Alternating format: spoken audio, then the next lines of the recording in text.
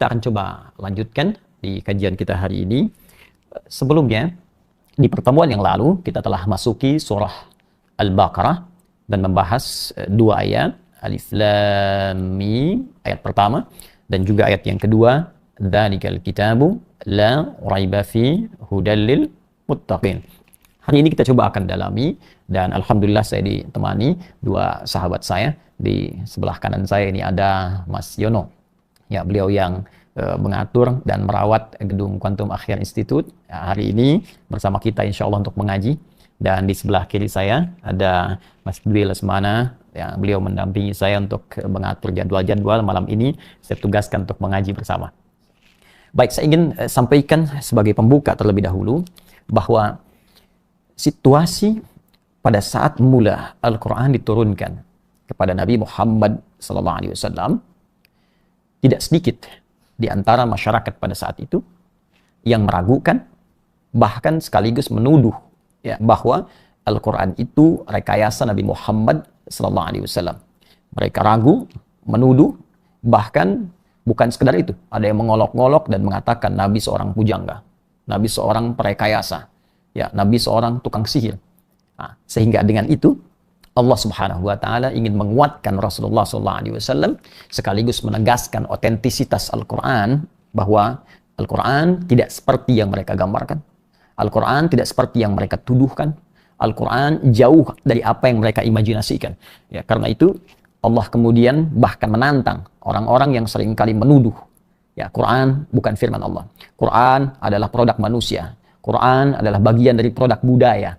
Nah, maka kemudian dibukalah surah ini sekaligus sebagai tantangan kepada orang-orang yang sering menyatakan itu. Bahkan Allah menegaskan, jika engkau mampu membuat seperti Al-Quran ini, seperti yang engkau tuduhkan buatan manusia, maka buat semisalnya. Undang ya, koloni-koloni, undang orang-orang yang engkau bisa ajak bersama. Ya, baik bahkan dari kalangan jin atau yang lain, silahkan buat 10 surah semisal Quran. Atau kalau tak mampu satu saja. Nah, jika tak mampu pun maka sadarlah Quran tidak seperti apa yang kau bayangkan. Nah, karena itu Allah tegaskan. Namun demikian Quran disampaikan dengan bahasamu, dengan struktur kata, kalimat yang biasa engkau gunakan untuk bercakap-cakap, bahkan biasa engkau gunakan untuk menyusun syair-syair itu, ya, dari tempat-tempat keluar huruf, makharijul huruf, dari yang 5 itu. Ya, seperti alif yang mewakili keluar dari jauh rongga, ya, sampai halak yang paling bawah, sampai ke lidah kemudian melewati halak, ya, kerongkongan, sampai dengan ke lidah, ke lisan, ya, seperti lam, juga sampai ke syafatain, ya, 2 bibir yang didengungkan khayshum, kedengung seperti mim, ya, alif, lam, mim. Ya, Al-Quran difirmankan oleh Allah dengan bahasa kalian itu, yang biasa kalian ucapkan, ya, yang biasa kalian susun dengan struktur kalimat itu, puisi-puisi kalian. Jika kalian mampu membuatnya, coba buat seperti itu. Ya, tapi kalian sungguh tak mampu. Jika tak mampu, maka jangan menuduh. Nggak ada keraguan di Al-Quran. Ya, maka saya katakan di pertemuan lalu, Allah tegaskan, kitab ini sempurna. Karena itu menggunakan kalimat Alkitab menunjuk kesempurnaan. Beda dengan karya manusia yang mungkin ada celahnya, mungkin ada aibnya, mungkin ada koreksinya, mungkin ada ejaan yang disempurnakan. Jadi kalau kita sebutkan kitab sesuatu yang sempurna utuh, maka kata Allah, Al-Quran ini sempurna. Lil bu'di, menunjuk pada kata jauh. Ya, jauh, beda, tidak sama. Kafal khitab, dari apa yang kau bayangkan. Ya, dari apa yang kau imajinasikan, dari apa yang kau tuduhkan. Ya, dzalikal kitabu, maka kitab yang sempurna ini jauh dari apa yang kau bayangkan, apa yang kau imajinasikan. La raib, tidak ada keraguan, jangan nuduh kalau tak mampu mendatangkan yang serupa. Ya, hudal lil muttaqin, kalau engkau yakin dengan benar, maka ia akan jadi petunjuk bagi orang-orang yang bertakwa. Nah, sampai di situ bahasan kita pemirsa di pertemuan yang lalu. Nah, untuk menguatkan penjelasan dimaksud, kita akan coba malam ini baca keterangan ulama kita, sehingga apa yang kita sampaikan tidak diduga sebagai pendapat pribadi, tapi merupakan pengetahuan yang bersanad pada keterangan ulama dan bersumber dari keterangan Nabi Shallallahu Alaihi Wasallam. Hari ini saya akan dibantu Mas Yono. Mas Yono coba dibaca dulu ya. Kita coba baca di sini keterangan ulama dari kalimat dzalika. Ada di situ? Ya, silakan dibaca. Dzalika. Dzalika Ismu isyaratin wallamu lil bu'di hakikatan fil hissi Mhm. majazan fil hukm majazan fir rutbati. الرتبة والكاف للخطاب. Wal kafu lil khitabi. Baik, kita lihat ya. Dzalika ismu isyaratin. Ya, dzalika yang dimaksud kata dzalika itu ismu isyarah. Ya, kata yang digunakan untuk menunjuk. Ya, jadi sudah jadi bahasa Indonesia isyarat. Isyarat kan petunjuk. Jadi dzalika adalah kata yang digunakan untuk menunjuk. Ya, ini menunjuk pada dza-nya khususnya. Dza. Dza itu biasa digunakan untuk menunjuk. Ya, dza. Jadi kalau kita biasa katakan pakai hak tanbih biasanya hadza, ya, diartikan di bahasa standar biasa ini. Ya, dan kalau kita mengaji lebih dalam di fikih lugah, haknya itu tanbih sebetulnya. Tanbih itu untuk mengingatkan. Jadi kalau ada hak itu pengingat. Ya ayyuha, ayyuha ada di Quran ayyuha disebutkan 150 kali. Ya, semacam ya ayyuhalladzina amanu. Itu ayyunya munada, haknya tanbih. Jadi kalau kita terjemahkan dengan lengkap ya ayyuha alladzina amanu, hai semua orang yang beriman tanpa kecuali, aku ingatkan. Ya, aku peringatkan. Ayyu, aku kuatkan. Ya, itu cara menerjemahkannya. Di sini dza ismu isyarah, dzalika ismu isyarah, kata tunjuk dzanya. Kemudian wallamu, seperti apa yang saya terangkan pertemuan lalu. Wallamu lil bu'di, adapun lam pada kalimat dzali, li-nya itu lam harakat kasrah, lil bu'di menunjukkan makna jauh. Ya. Haqiqatan fil hissi, lamnya bisa kelihatan, nampak nyata tulisan lamnya. Ya, bahkan hissun itu bisa diraba, dipegang. Lamnya itu bisa kita tulis raba. Ya, majazan fil rutbati, tapi maknanya menunjukkan kiasan. Ya, artinya sesuatu yang jauh.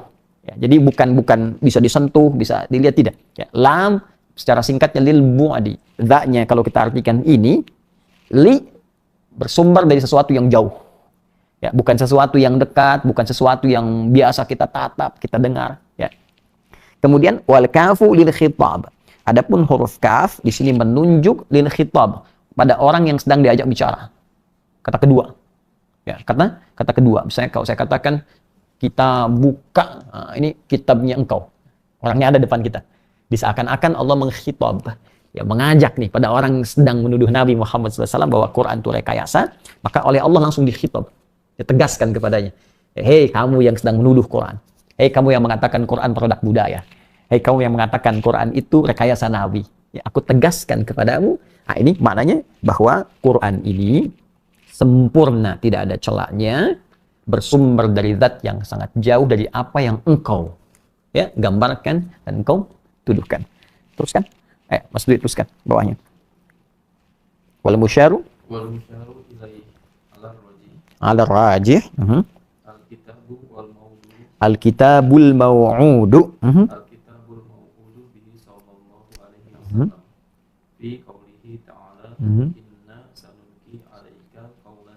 inna sanulqi 'alaika qawlan tsaqila di surah Al-Muzammil.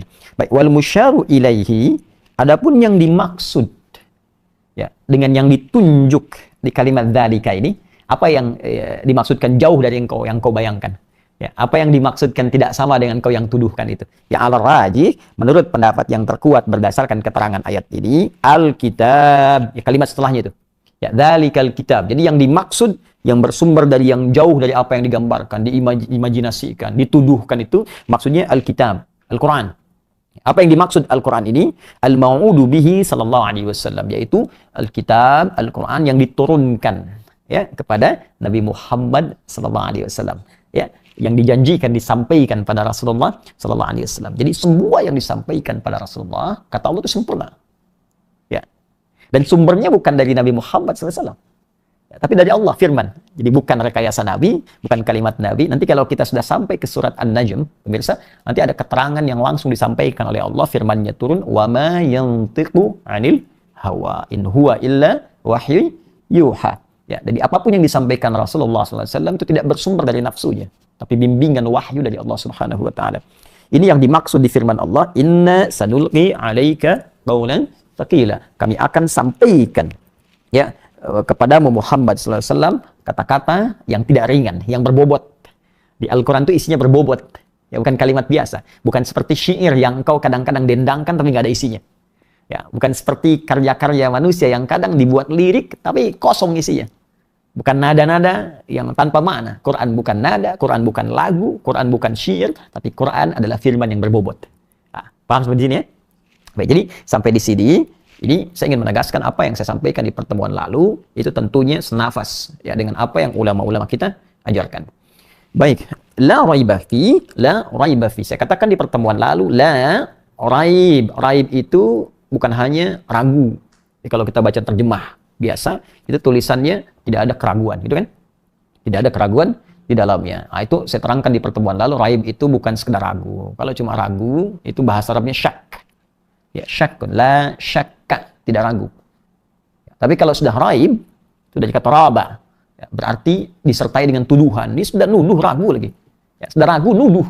Ya, ini ragu nih kalau Quran ini firman Allah, tapi nuduh juga. Ini rekayasa kamu nih, dibuatan kamu nih. Wah, ini kamu tukang sihir nih.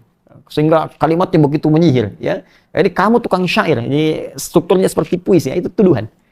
Nah, ya, karena itu kata Allah, kalau kamu nggak sanggup datangkan bukti, ya kalau engkau nggak bisa bikin seperti itu, jangan nuduh. Ya, minimal teliti dulu, pahami dulu, maka engkau akan sadar bahwa ini bukan kalimat manusia. Nah, tapi kemudian ada yang indah setelah itu, hudal lil muttaqin, bagi orang takwa. Ya, bagi orang takwa, maka semua isi Al-Quran itu semuanya akan jadi petunjuk.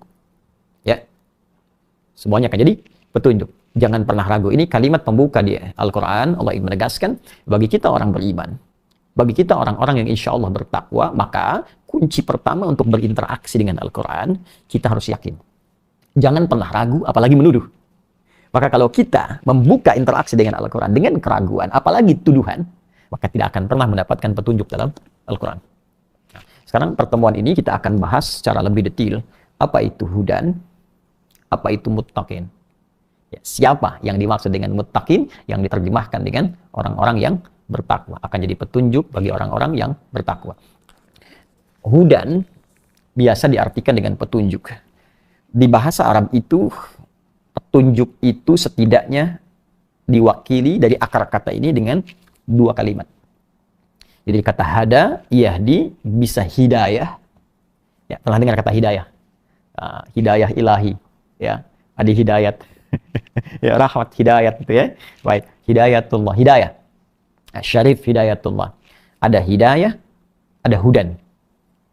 Biasanya keduanya diterjemahkan dengan makna yang sama, tapi ada perbedaan secara spesifik di antara dua kalimat itu. Itu nanti yang akan memberikan kita wawasan kenapa Al-Quran lebih banyak memilih kata hudan dibandingkan kata hidayah. Ya, misal nanti kita temukan di Al-Baqarah ayat 185. Syahrul Ramadhan alladzi unzila fihi al-Quran hudal linnas. Ya, Quran surah Al-Isra misalnya ayat kedua, wa ataina Musal kitaba wa ja'alnahu hudal li bani Israil.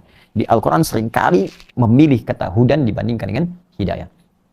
Kalau kita sebutkan hidayah, itu artinya biasanya terbatas pada petunjuk, al-irsyad, awid dalalah ada ma yusilu ilal matlub, ya, atau ilal bughya. Jadi petunjuk yang mengantarkan kita pada sesuatu yang diinginkan. Ya, contohnya begini, Mas Yono mau ke Jakarta, misal dari Bekasi. Oh. Biasanya kan di jalan itu ada petunjuk kan, di ke Jakarta, ini arah ke Bandung, ya.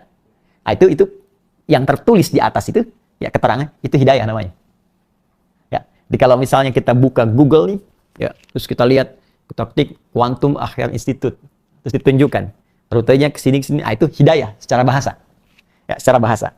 Jadi hidayah itu adalah petunjuk yang mengantarkan kita pada sesuatu yang kita inginkan. Ya, bisa berarti petunjuk yang mengantarkan kita pada sesuatu yang benar. Ya, karena lawan hidayah itu sesat. Jadi kalau mengantarkan pada kesesatan, itu bukan hidayah namanya. Ya, karena apa? Hidayah itu menunjuk pada sesuatu yang benar. Ya, jadi tidak ada tersesat, tidak ada istilah begini, saya tersesat di jalan yang benar. itu enggak. Itu secara bahasa ya, mungkin kalimatnya indah, tapi secara konteks itu tidak sesuai, ya. Tidak sesuai. Nah, sedangkan hudan pemirsa itu maknanya lebih luas dibandingkan dengan hidayah. Hudan itu bisa berarti pertama an-nahar, naharun, siang. Ya. Inna fi khalqis samawati wal ardi wa ikhtilafil laili wan nahar, ya, la ayatil liulil Al-Bab, ya, yang di Ali Imran itu ya, ayat 190. Nahar, siang. Lail, malam. Saya tanya begini, kalau siang itu semua benda tampak tidak? Tampak ya? Jelas ya? Nah, ini sepatu, itu pohon, kan? Ini peci, ini buku. Nah, sekarang kalau malam, malam kan artinya cahaya tidak ada ya. Saya tidak bicara lampu ya. Saya tidak bicara penerangan. Saya bicara konteks misalnya matahari. Ya, kalau mataharinya tenggelam, ya. Kenapa matahari tenggelam? Karena nggak bisa berenang. Ya, matahari tenggelam ya sudah waktunya tiba ya. Malam tiba matahari tenggelam, bukan nggak bisa berenang. Ya. Ya, baik. Kalau sudah tiba, ya, mataharinya tenggelam, nggak ada cahaya kan? Kalau nggak ada lampu, nggak ada apa, udah gelap itu semua. Saya tanya, nampak nggak benda sekitar kita? Nggak ada. Nggak kelihatan. Ini sendalnya Mas Yono, sendal Mas Di nggak akan tampak. Ini buku, ini spidol, nggak akan nampak. Gelap. Nah, jadi kenapa Allah pertama memilih kata hudan disandingkan dengan muttaqin, orang-orang takwa? Dengan makna pertama ini mengandung makna an-nahar, jelas, terang. Seperti kita melihat benda-benda sekitaran. Jadi bagi orang takwa itu, dia nggak perlu ragu. Nggak akan pernah meragukan Quran. Karena bagi orang takwa, Quran itu pasti jelas firman Allah. Ya, terang. Seperti kita bisa membedakan dengan adanya cahaya, ini bapak, ini ibu. Ini Mas Yono, ini Mas Dwi. Ini buku, ini spidol. Terang benderang. Jadi bagi orang takwa, tak mungkin dia ragu terhadap Quran. Tapi akan terlihat jelas. Nampak jelas bahwa ini firman Allah Subhanahu wa Ta'ala. Nampak jelas perbedaannya antara kalimat manusia dengan firman Allah. Nampak jelas strukturnya kata-kata manusia dengan firman Allah. Nah, jadi kalau ada orang-orang yang masih meragukan Quran, tak jelas baginya firman ini, tak jelas baginya perintah Allah ini patut diduga dia belum sampai pada derajat takwa. Ya, jelas ya? Baik. Yang kedua, takwa itu bisa berarti juga mewakili makna hidayah. Sama. Petunjuk yang mengantarkan kita pada segala yang benar. Petunjuk yang mengantarkan kita pada kebenaran yang kita harapkan. Baik. Kalau ini kita kaitkan dengan makna yang ketiga. Ada makna yang ketiga di kata hudan berarti syariat. Syariat. Nah, jadi yang pertama masih ingat tadi? Ya, hudan. Apa satu? Nahar. Ya, sesuatu yang terang benderang, nampak. Yang kedua, dilalah atau irsyad, sama dengan hidayah. Yang ketiga, bisa berarti syariat. Ya, syariat. Secara lebih singkat, syariat itu tuntunan dalam agama, ad-din. Segala tuntunan dalam ad-dinul Islam disebut dengan syariat namanya. Karena itu sering disandingkan syariat dengan kata Islam, syariatul Islam. Ya, salat itu syariat.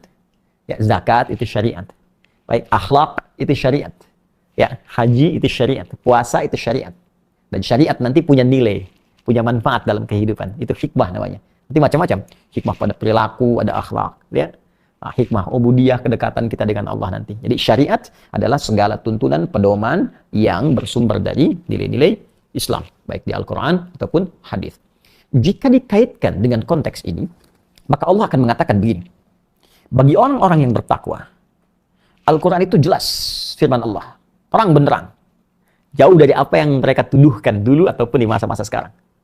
Dan semua isi Quran ini, kalau kita jelas meyakininya, maka dia akan jadi petunjuk bagi orang takwa ini dari semua tuntunan syariat yang berada dalam Al-Quran.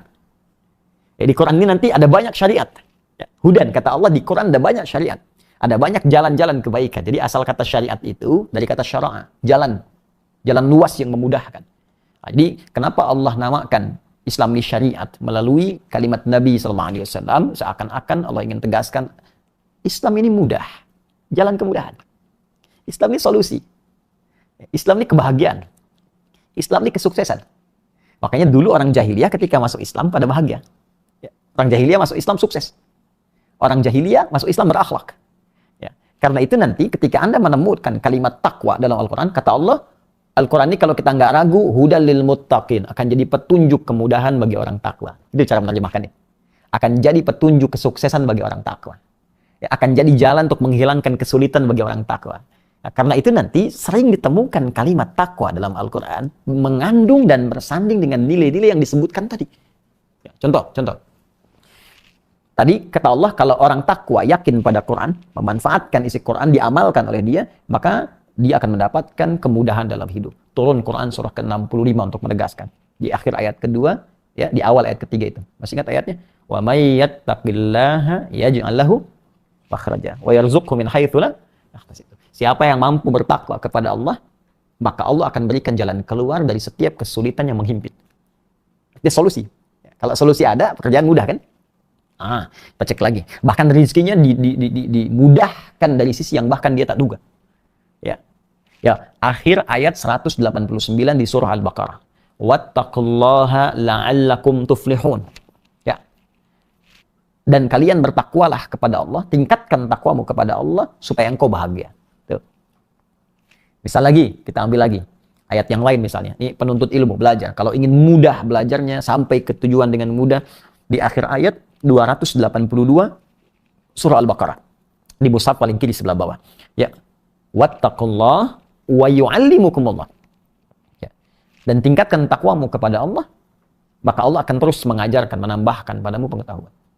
Bahkan kita tak jauh-jauh nanti kalau sudah kita pelajari ini, ya, apa akibatnya, manfaatnya kalau kita menjadi orang takwa dengan mendapatkan petunjuk Quran ini, maka nanti akan ditegaskan kembali di ayat kelima di surah Al-Baqarah ini. Ya. Di ujungnya itu disebutkan ulaika ala hudam mir rabbihim. Maka ada orang-orang takwa. Ulaika itu menunjuk kepada orang-orang takwa. Maka orang-orang takwa ini ala hudam mir rabbihim, hudan.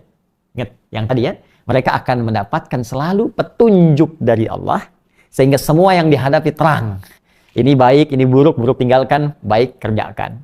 Ini mudah, ini sulit, yang mudah ambil, yang sulit hilangkan. Ya, hudam mir rabbihim, dan semua makna tadi bahagia, sukses, nikmat. Karena itu ditutup dengan ujungnya wa ulaika humul muflihun. Dan mereka itulah orang-orang yang sukses dan bahagia dalam hidupnya.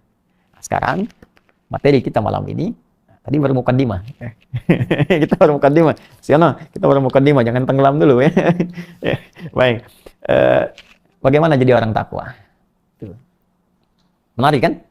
Karena kan Allah sampaikan kalau kamu jadi orang takwa, yakin dengan isi Quran, maka Quran akan memberi petunjuk kepadamu. Jadi Allah tuh mengajak begini, sebelum kita belajar Quran ini, isinya syariat ini, petunjuk kemudahan, petunjuk sukses, petunjuk segala yang kita inginkan. Jadi orang takwa dulu. Sebab kalau nggak takwa, nggak dapat nih petunjuknya. Nggak akan dapat kenikmatan di Qurannya. Maka untuk mendapatkan semua kenikmatan Quran ini, kita harus masuk dalam bagian orang takwa dulu. Baru kalau masuk situ, kita dapatkan bagian-bagiannya. Ya, oke. Sekarang kalau kita tawarkan, maukah engkau jadi orang takwa, kata Allah, kita jawab, mau ya Allah. Terus kita bertanya bagaimana caranya. Nah, maka diteruskanlah di ayat yang ketiga dan ayat yang keempat yang kemudian kita bisa bacakan. Sudah hafal belum? Ayat 3. Masih hafal nggak?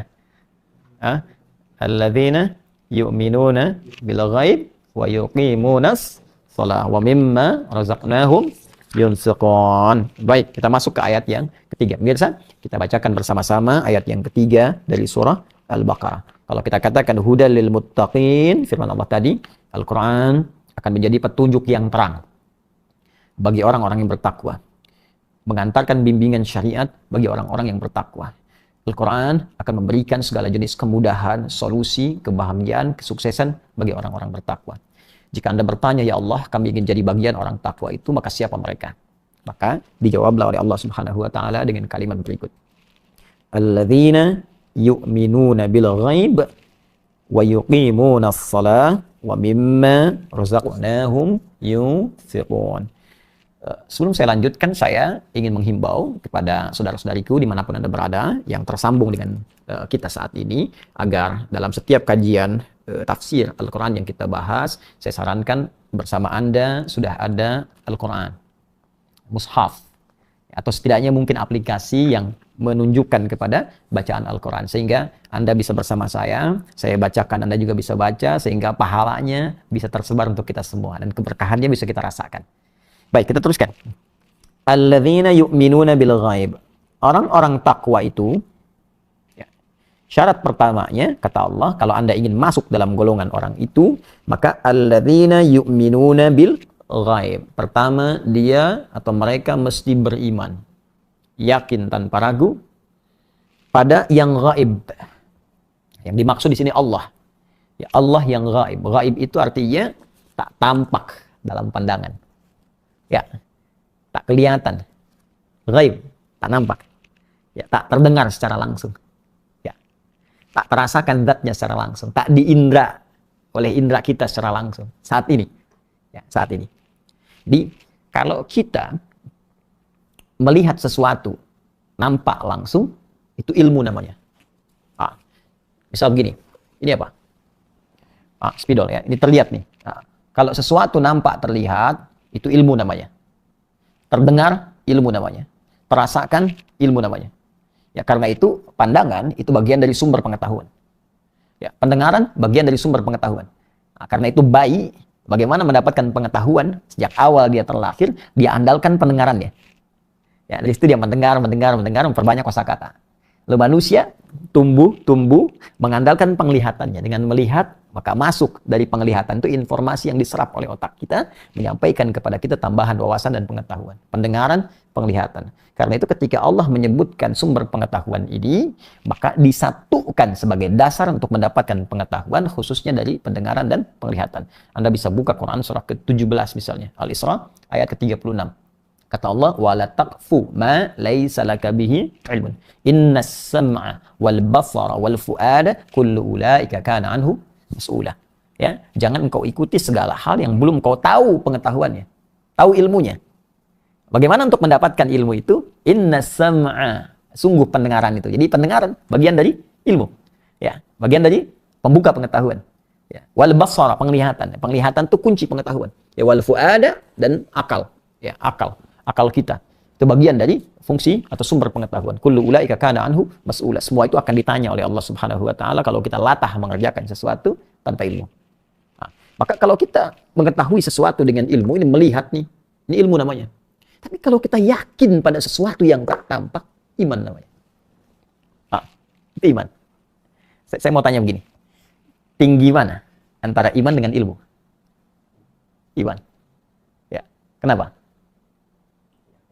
Yakin. Bukan sekedar itu. Karena iman itu lebih dahsyat, lebih tinggi derajat dibandingkan ilmu. Karena ilmu itu sesuatu yang terasakan. Langsung kelihatan. Ini spidol, ilmu. Tapi kita yakin pada yang nggak ada. Ini yakin saya ini spidol. Kenapa? Karena lihat. Tahu. Ya, nggak mungkin. Ini ayam. Padahal kelihatan spidol. Ya. Nah, karena ilmu. Tapi kalau kita yakin pada yang nggak kelihatan, itu lebih dahsyat artinya. Ya, itulah iman. Gambaran begini. Tahu kamera? Kamera ya. Di depan kita ada kamera nih. Ya, canggih dah. Canggih ya? Bagus ya? Nah, sekarang canggih mana kamera ini dengan CCTV misalnya? Yo, kita ngelihat kamera gini kita bisa menghindar, ya kan? Gampangnya beginilah. Di jalan nih, awas ada kamera kelihatan kan? Maka berhenti. Takut kena tilang. Ya. Tapi kalau kameranya, ya tersembunyi, nggak kelihatan, kan? Orang lebih hati-hati kan? Di mana kameranya nggak kelihatan? Maka dia lebih hati-hati. Biasanya semakin canggih kamera, semakin nggak tampak. Ya, semakin nggak kelihatan. Semakin nggak tampak, hilang sama sekali, gaib namanya. Artinya sesuatu yang tak tampak itu lebih canggih, lebih hebat dibandingkan dengan yang tampak. Das. Karena itu derajat orang beriman itu lebih tinggi dibandingkan orang berilmu. Ya. Karena itu ketika Allah ingin mengangkat derajat seseorang, maka iman didahulukan dibandingkan ilmu. Itu ada di Quran surah ke-58 ayat 11. Yarfa'illahu alladhina amanu minkum walladhina utul ilma darajat. Allah akan mengangkat di antara kalian orang beriman dulu, baru ilmu. Nah, sekarang pertanyaan sesungguhnya begini. Kalau kita lebih tahu iman lebih hebat dibandingkan ilmu, maka yang paling atas apa? Iman. Bawahnya apa? Ilmu. Artinya ilmu di bawah iman kan? Karena ilmu di bawah iman, kalau sesuatu itu disampaikan kepada kita dengan perkara iman, maka jangan baca pakai ilmu. Nggak akan masuk. Ilmu itu selalu ingin melogiskan sesuatu. Ilmu itu selalu ingin menjadikan sesuatu itu menjadi terasa, terindra oleh kita semua. Karena itu kalau kita menangkap sesuatu masalah iman dengan ilmu, ketika tidak sampai, maka kita tidak akan yakin. Jadi kalau ada sesuatu yang belum ketangkap dengan ilmu, yakin dulu, iman dulu. Maka ketika kita iman, ilmu itu akan membantu apa yang kita inginkan ya untuk lebih dapat mudah kita yakini. Jadi kalau kita meyakini sesuatu pada perkara iman, yakin dulu, maka ilmu itu akan membantu kita untuk memudahkan, memahami apa yang kita imani. Jadi kalau kita dahulukan ilmu tanpa keimanan, maka ilmu itu boleh jadi menjauhkan kita pada apa yang seharusnya kita imani. Saya ulang ya, catat kalimat saya ini. Jika ada perkara-perkara disampaikan bermuatan iman, maka tangkap dulu itu dengan iman, yakini dulu. Maka ilmu akan membantu kita untuk cepat memahami apa yang kita yakini itu. Tapi kalau Anda salah menangkapnya dengan ilmu terlebih dahulu, maka boleh jadi ilmu itu akan menjauhkan dari apa yang kita yakini. Ya. Karena kita terbatas. Ya, manusia itu diciptakan terbatas. Hanya Allah yang tak punya batasan. Contoh begini, kita punya pandangan. Ya, sumber pengetahuan. Terbatas nggak? Terbatas. Kita nggak bisa memandang semua. Ini yang besar nih. Mas Yono besar depan saya. Saya semakin jauh, semakin kecil. Kecil, hilang. Ya, semut depan mata saya lebih besar dibanding Mas Yono dari jauh. Artinya terbatas kan? Ya, pendengaran terbatas ya? Terbatas. Adzan di Al Ihsan, ya, di sini belum tentu kedengaran di Kabupaten Bekasi, di Cikarang. Ya, belum tentu kedengaran ya, sampai ke Jakarta misalnya. Artinya apa? Terbatas pendengaran kita.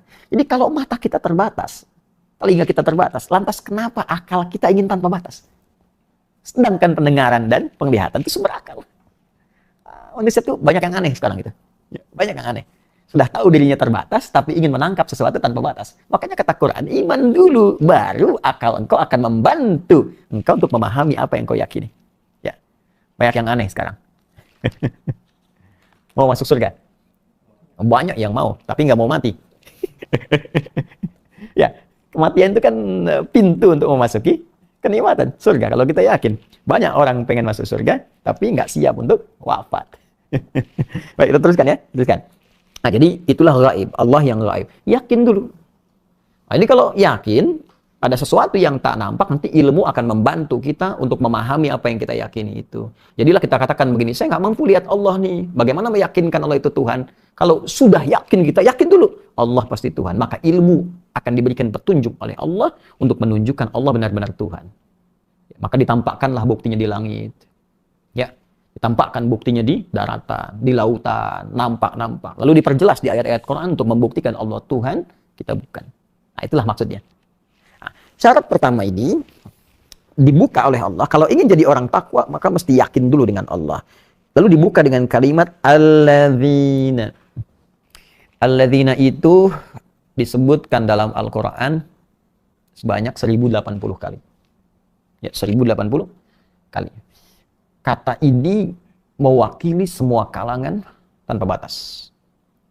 Jadi bisa laki-laki, perempuan, besar, kecil, tua, muda, ya, semua. Dan tidak ada sekat. Nggak ada sekat sosial. Apakah kaya atau cukup, punya jabatan atau tidak. Semua, tanpa kecuali. Itu alladzina.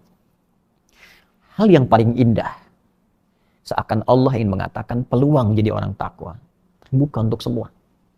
Tanpa kecuali. Ya, tanpa kecuali. Laki-laki bisa jadi orang takwa. Perempuan bisa jadi orang takwa. Takwa tidak hanya untuk orang kaya. Yang cukup pun bisa takwa. Takwa tidak hanya untuk pejabat. Rakyat pun bisa takwa. Takwa bukan hanya untuk orang yang punya kedudukan. Orang biasa pun bisa bertakwa. Jadi semua kalangan bisa bertakwa. Nah, jadi begini, kalau Allah sudah membuka kesempatan bagi semua untuk bertakwa, atas kenapa Anda tidak mengambil bagian itu? Jadi kan Allah tawarkan di awal, kamu mau hidup gampang? Mau ya Allah. Kamu mau bahagia? Mau ya Allah. Ya. Kamu mau dapat solusi? Mau ya Allah.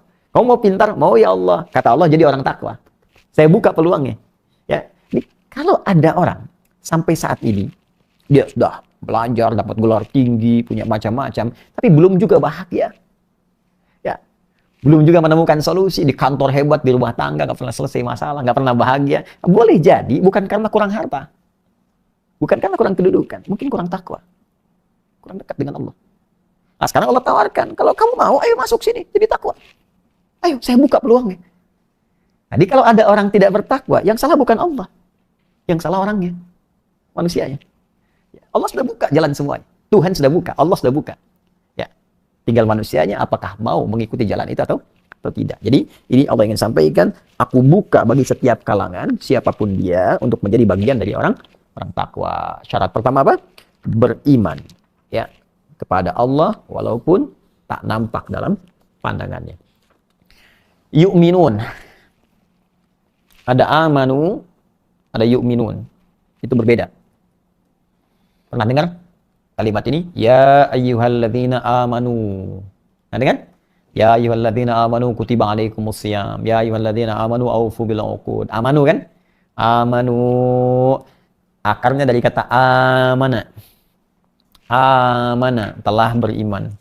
Ya, jamaknya amanu. Jadi kalau orang beriman menyatakan saya yakin ya Allah, saya beriman kepadamu, maka amana. Kalau banyak amanu. Iman artinya yakin tanpa ragu. Ya, saya ulang ya. Iman artinya yakin tanpa ragu. Asal kata iman itu kalau kita gali akar pertamanya. Saya tidak bicara ilmu sorof ya. Nah, hati-hati nih. Saya bicara fikih lughah. Ya, fikih lughah. Nanti kalau bicara ilmu sorof, tasrifnya amana yu'minu. Nanti kalau kita bahasannya itu terbatas di sorof. Tapi saya mau bicara fikih lughah ke akar kata. Ini penting saya sampaikan supaya nanti tidak ada yang salah paham. Ya, ini Ustaz Adi nggak ngerti sorof nih ya.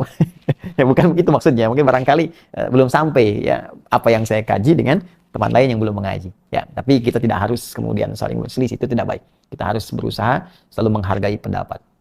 Ya, walaupun boleh jadi itu berseberangan dengan apa yang kita sampaikan, tapi tetap kita menghargai itu semua. Biasakan untuk mendengar. Allah ciptakan telinga dua, mulut satu, supaya kita lebih banyak mendengar dibandingkan banyak bicara.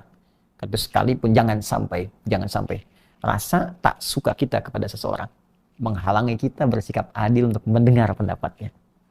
Dengarkan saja dulu. Tak sepakat, tak ada masalah. Ya, sebab ketika seseorang sudah antipati dan tak mau mendengar, maka muncullah celah bagi setan untuk hadir menumbuhkan bibit-bibit permusuhan.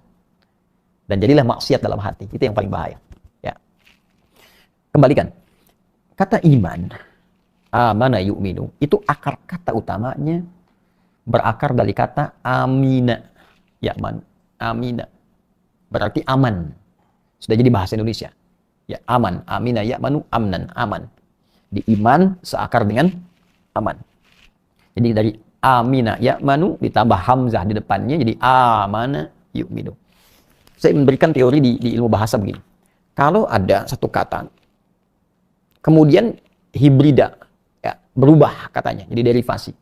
Baik dengan tambahan ya huruf yang lain, baik 1, 2 ataupun 3, itu penambahan katanya biasanya tidak akan terlepas dari akar katanya. Misal tadi amina, aman, ditambah hamzah jadi amana, iman. Maka kata iman tidak akan lepas menerjemahkannya dari akar kata asalnya aman. Dari sini, ada yang memahami begini, ini sangat bagus sekali. Pakar bahasa mengatakan, kenapa orang beriman disebut iman? Seakan-akan ada jaminan dari Allah, orang-orang beriman itu maka akan aman dia dari hukuman Allah di akhirat nanti.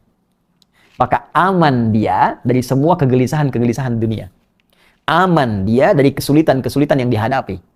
Karena itu banyak sekali ayat-ayat dalam Al-Quran yang menerangkan orang-orang beriman itu cenderung bahagia hidupnya.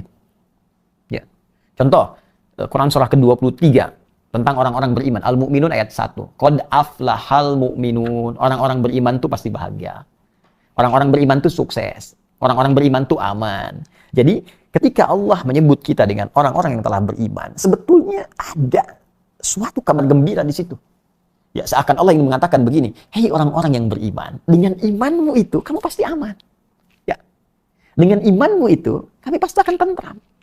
Dengan imanmu itu kamu pasti bahagia. Dengan imanmu itu kamu akan aman dari ancaman akhirat saat pulang nanti ke sana. Ya. Tapi apakah semua orang yang beriman itu ya akan merasakan itu semua? Belum tentu. Jika makna kata iman itu tidak dipraktekkan dengan benar. Apa maknanya? Yakin, jangan ragu. Jadi kalau kita yakin benar-benar atas semua apa yang Allah tetapkan kepada kita, ya, atas semua apa yang Allah tunjukkan kepada kita, maka jaminan itu pasti turun. Karena itu semua sahabat Nabi dulu, kalau Nabi diberikan oleh Allah keterangan, perintah, larangan, langsung kalimatnya sami'na wa ata'na, sami'na wa ata'na. Ya. Sami'na wa ata'na. Kami dengar, kami patuh. Itu. Jadi kalau sudah patuh, patuh selesai. Kata Allah sholat, sholat.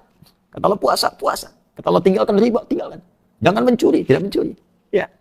Jangan zina, tidak zina. Jangan minum khamar, miras antika. Tidak, tinggalkan. Semua tinggalkan. Jangan berselisih. Tidak. Maka hidupnya tentram. Kalau dilawan, nggak akan tenang. Kata Quran, jangan saling mencela. Ya ayyuhalladzina amanu. Quran surah ke-49 ayat 11. Ya ayyuhalladzina amanu. Hai orang-orang yang telah punya iman. Hatimu akan tentram. La yaskhar qaumin qaum. Jangan berselisih. Selisih itu penyebab kegelisahan. Makanya orang yang berselisih, gelisah hatinya.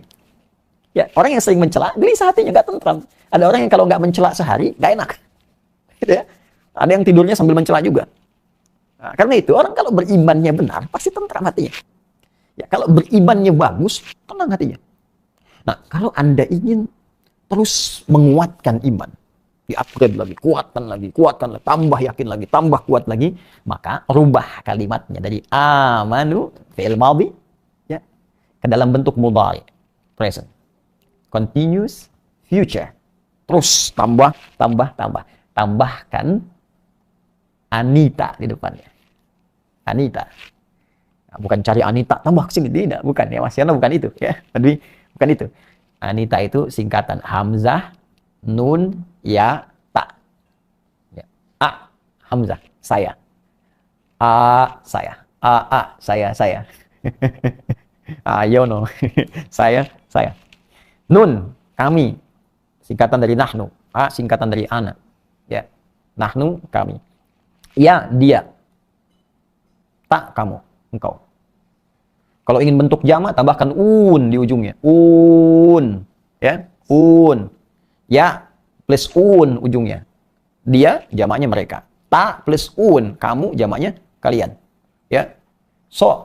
Orang-orang yang so'un. Beda, bukan itu ya, bukan. Jadi tambahkan di ujungnya. Jadi kalau ada huruf ya di depannya, ujungnya artinya mereka. Tapi artinya terus tak pernah putus. Nah, sekarang kita lihat ayat 3 tadi. Alladzina yu'minun. Allah tidak menyebutkan amanu. Untuk jadi orang takwa, kata Allah, saya buka siapapun bisa takwa. Orang takwa itu adalah orang yang terus menambah imannya. Terus yakin. Terus menguatkan jiwanya. Jadi kalau ada yang meragukan, wah yakin saya. Allah itu bukan Tuhan. Yakin saya Tuhan. Kau mau ucapkan sampai mulutmu berbusa pun saya yakin Allah Tuhan. Ya. Kau mau ceramahi saya untuk menjauhkan saya dari Allah, nggak akan bisa. Walaupun ilmu saya nggak sampai, iman saya telah kuat tertanam dalam jiwa saya. Nah, jadi orang-orang takwa itu dia nggak pernah ragu. Tambah yakin. Pada setiap hal yang bahkan belum logik pun, dia yakinkan dulu. Jadi kalau Anda ingin jadi bagian dari orang takwa, terus tambah iman, tambah yakin.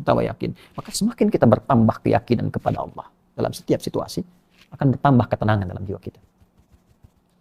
Dalam situasi ini pun sama, kita ada wabah sekarang, kan? Diuji oleh Allah dengan COVID-19. Kalau kita tambah kuat kedekatan dengan Allah, banyak zikirnya, banyak salawat pada Nabi, banyak mengamalkan petunjuk Nabi. Kalau petunjuk Nabi itu pasti dari Allah sumbernya.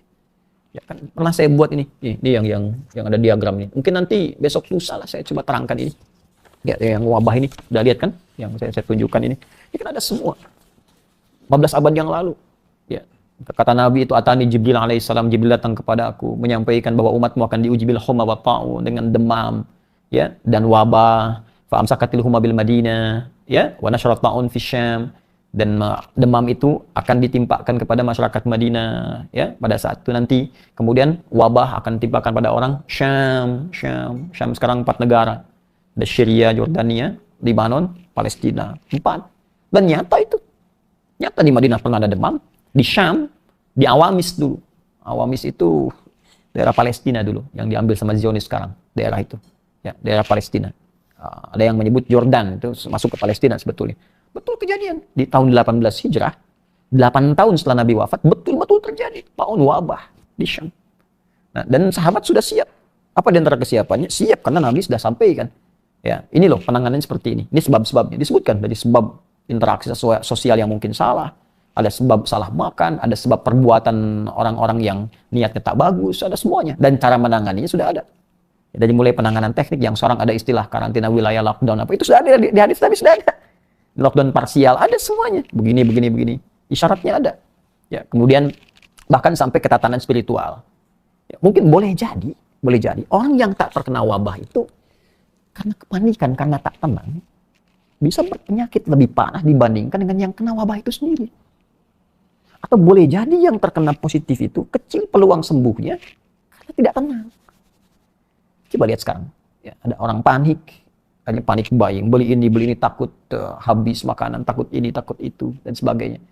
Ada orang takut, bahkan ada yang sakit, bukan COVID pun takut menguburkan, takut macam-macam. Ya, maka ada nanti motivasi dari Nabi. Kalau kita baca hadis Nabi itu sahih. Ya, ya. Falaisa min abdin yaqa'u ta'una, ya, fihi wa yamkuthu fi baladihi. Ya, dan tidaklah ada seorang hamba jika saat terjadi wabah itu dan dia tinggal di tempatnya di negeri itu, ya, sabiran muhtasiban, dia sabar dan banyak mengoreksi diri. Dan dia yakin bahwa semua telah Allah tetapkan dalam hidup ini dengan solusi dan jalan keluarnya. Dengan hikmah-hikmahnya. Jadi kalau ada orang seperti ini, diuji dengan apapun itu. Jadi kalau kita diuji dengan apapun, ya ujian, kita mengeluh nggak akan menyelesaikan persoalan. Anda punya masalah di rumah tangga, terus Anda mengeluh, apakah selesai masalahnya? Tidak. Ini ada wabah, apakah akan selesai dengan banyak berselisih, banyak menuduh, banyak ini? Nggak akan selesai. Apa yang harus dilakukan? Tenangkan jiwa kita, bermunajat kepada Allah, lantas berikhtiar. Yuk ikuti petunjuknya. Semua bersinergi, hindari saling mencela, hindari saling menuduh, hindari kepentingan-kepentingan sesaat. Duduk bareng-bareng, sinergi semua. Ya, saling bantu. Dokter kita support, perawat support. Dibangun ini yang birokrasi, yang diplomasi, yang semua ulama, semua dukung masyarakatnya. Kalau semua sudah bisa bersinergi, selesai. Tapi ada satu yang jadi solusi. Secara spiritual kuatkan. Karena kalau kuat spiritualnya, imun kita pun bertambah. Ketenangan jiwa itu muncul. Maka jiwa yang tenang akan melahirkan aktivitas yang cemerlang. Itulah iman. Kenapa kita diminta beriman? Supaya tenang. Jadi kalau ada orang beriman belum tenang, ada yang belum sempurna keimanannya. Ya.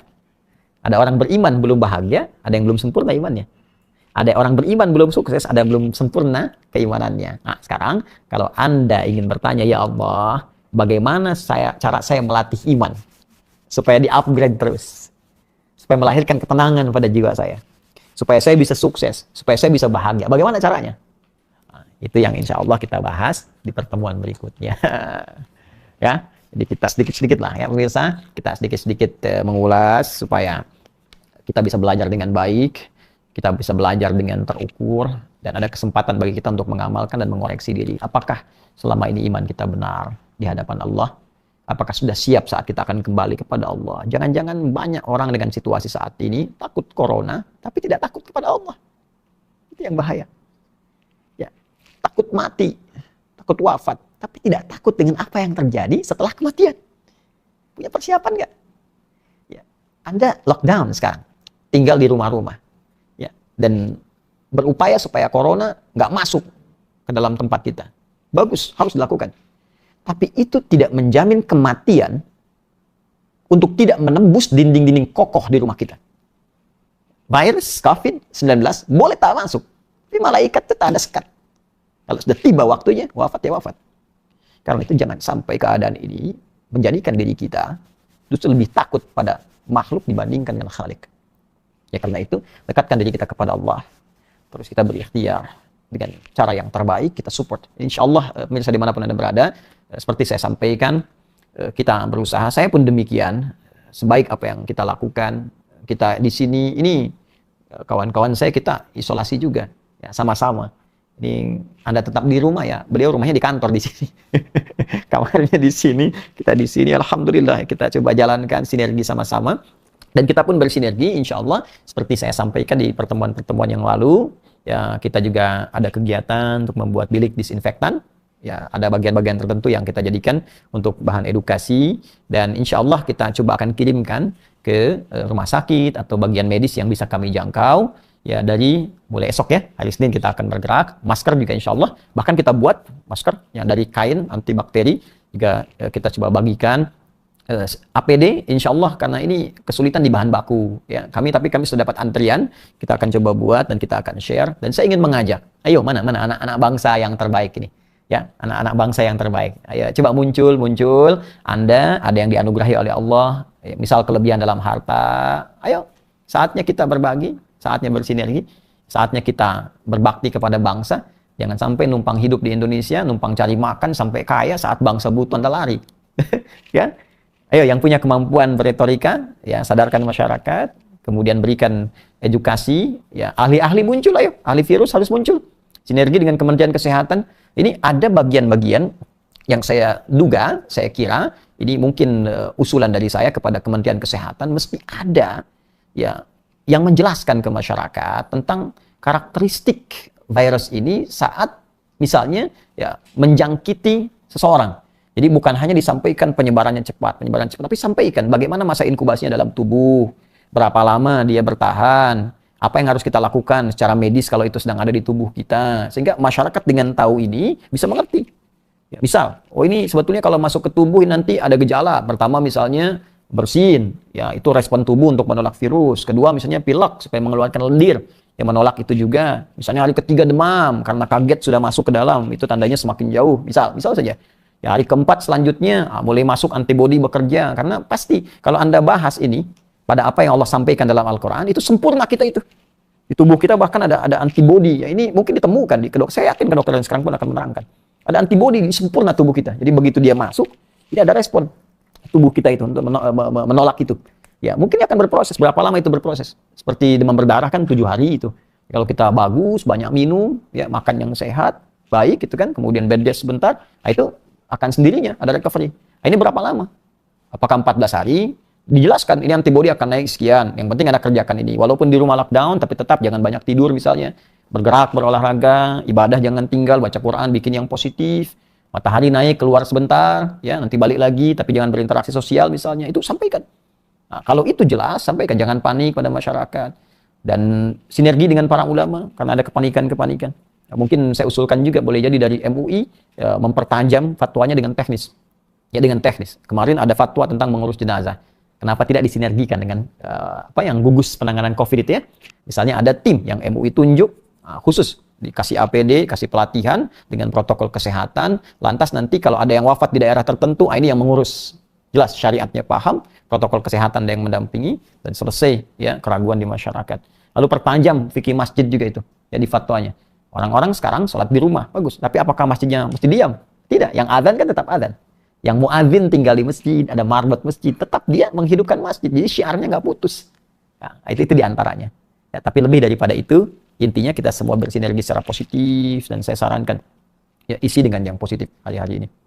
Dan pemirsa, seperti saya janjikan, insya Allah kita juga ada kelas nanti untuk menghafal Al-Quran seperti saya berjanji, dan janji ini insya Allah kita akan coba tepati. Kita hanya menyesuaikan waktu sekarang ini. Jadi nanti dengan izin Allah tanggal 31 Maret ya di bulan ini, ya, beberapa hari ke depan kita akan menghadapi Ramadan. Ya, sekarang sudah Sya'ban nih. Sya'ban sudah masuk 4 Sya'ban ya, bahkan 5 ya, hari ini 5 ya, karena sudah rubah dari maghrib. Sebentar lagi. Ya, kalau tidak keliru ke Masehinya akan setara dengan 24 atau 25 April. Jadi tinggal berapa? 25 hari lagi. Kurang lebih ke depan masuk Ramadan. Maka insya Allah 31 Maret nanti, lusa ya, lusa, kita akan coba tepati janji untuk mengajarkan metode untuk menghafal Quran 30 juz 30 hari yang sifatnya terbuka. Nanti yang kelas sekolah UAH usahakan Al-Quran hafal, nanti di sela-sela itu akan diberikan sesi-sesi khusus. Ya. Saya ingin ingatkan bagi Anda yang nanti ingin ikut, yang kita bedah nanti di buku ini, metode At-Taisir. Ya, ini spesifik. Kalau yang ini nanti ada spesifik detail untuk pembahasannya. Ya, dari mulai ta'aruf dengan Quran sampai ke teknis pengaturan waktu-waktu menghafal, mengulang dan sebagainya. Sebagiannya ini saya mengambil dari yang MZN itu. Jadi kalau belum punya ini, Anda bisa nanti baca yang MZN, Muslim Zaman Now. Itu nanti pendahuluan motivasi diri supaya kita punya kekuatan untuk menghafal. Teknisnya ada di sini. Ya. Nah, nanti kalau Anda belum bisa dapatkan, mudah-mudahan ini masih ada di store. Ya, akhir store, Anda masuk ke akhir store, Anda dapatkan dengan notes-nya. Kalau tidak, ya nanti misalnya habis, kita coba Anda ikuti saja apa yang saya sampaikan, dan Anda bisa mencatat di situ apa yang kira-kira bisa memudahkan. Apa yang saya sampaikan, nanti kita praktikkan di bulan Ramadan saat kita masuk.